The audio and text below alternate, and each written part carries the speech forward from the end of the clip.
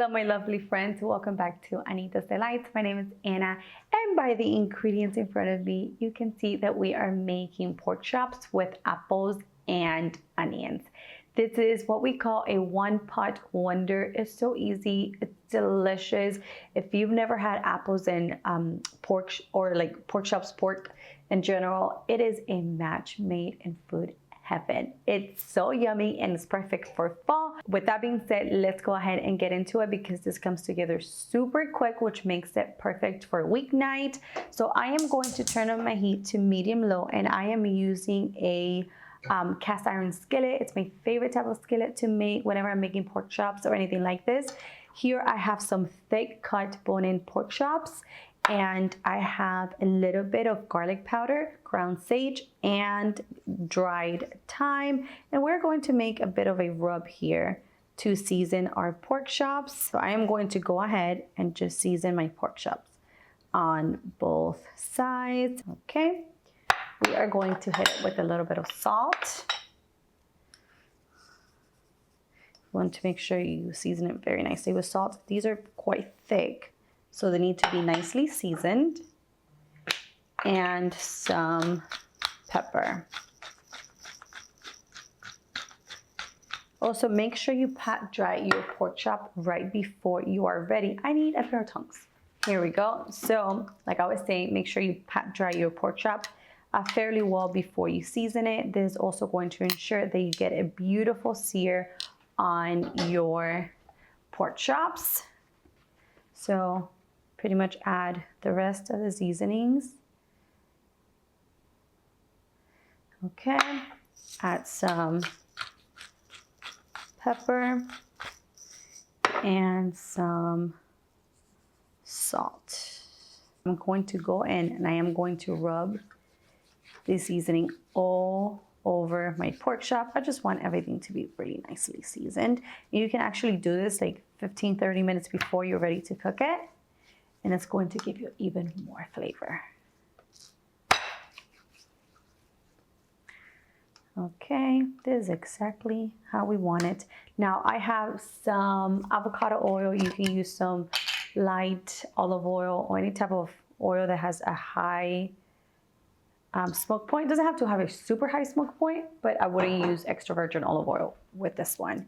Okay, so remember my heat is on medium low, and I am going to give my pork chops a nice sear, but I am going to start on low so it cooks in internally a little bit more, and then we're going to turn on the heat to medium high so we get a beautiful sear on both sides. As you can see, my pork chops seared beautifully, so I am going to transfer them to a plate. And now to the same skillet, so you can see it still has a little bit of that beautiful avocado oil. I am going to add my sliced onion and apple. As you can see, I sliced them quite thick because you want your apples to just give you beautiful texture. You don't want them to melt into the sauce or just like be too little. So I personally love to slice them nice and thick. Okay, this looks great. Now I am going to add a little bit, I'm just removing the stem,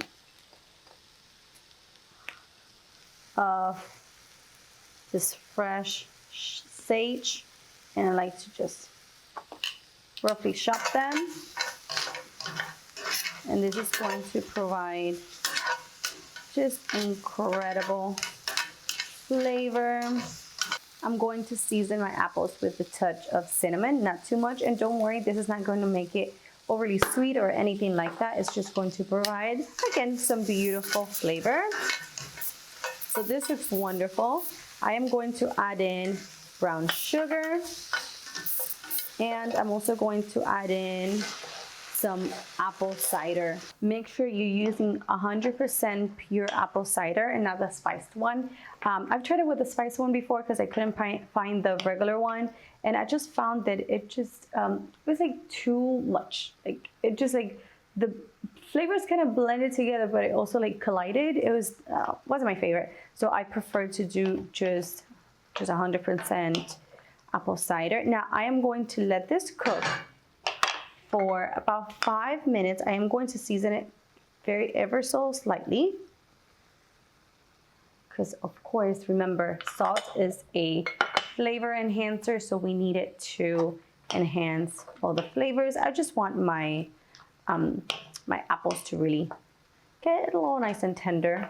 My apples look wonderful. They're nice and tender. They're not too overly tender because I don't like them that way. I like mine to have a bit of a bite. If you want yours to be tender, and you can see there's not much liquid left, what you can do is just add a little bit of water, or you can add a little more of apple cider, but you have to be careful because you don't want it to be like too overly sweet. Now I'm going to add in about a tablespoon of butter, and this is going to make our sauce really nice and silky smooth. So just kind of like work that in. Okay, so now I'm going to open a little bit of a space so I can incorporate my pork chops back into the pan, because they do have to cook for just a tad bit longer. Okay. Now all we have to do is wait for our pork chops to cook completely. So I want to cook them to like 163 degrees. The number you want is 165, but they are going to carry over. So I am going to cook them for about, so they're like 163. I do want to cover them, and I'm going to bring my heat to low so they get nice and cooked through. We are back, and I couldn't be more delighted. Let me show you a close-up so you can see how this came out. I don't know about you, but this is what dreams are made of. Look how scrumptious and delicious this looks. As you can see, I already cut it up, and I actually already tried it because I had to take a really pretty thumb picture for you guys. Well, not a thumb picture, a thumbnail picture for you, so you can see how delicious this comes out. It's gonna be a mouthful, but let's do it. It's absolutely everything I dream of and more. I love anything sweet and savory and like salty and sweet, like all of those like flavor combinations are a must for me. So I hope you guys enjoyed. Make sure you try this recipe during the fall season, because I'm telling you, apples and pork, if you've never had it, it's so yummy. I know you won't regret it trying it. Written recipe on my website, anitasrecipes.com. Give me a thumbs up, subscribe to the channel if you haven't already, and I'll see you in the next one. Bye-bye.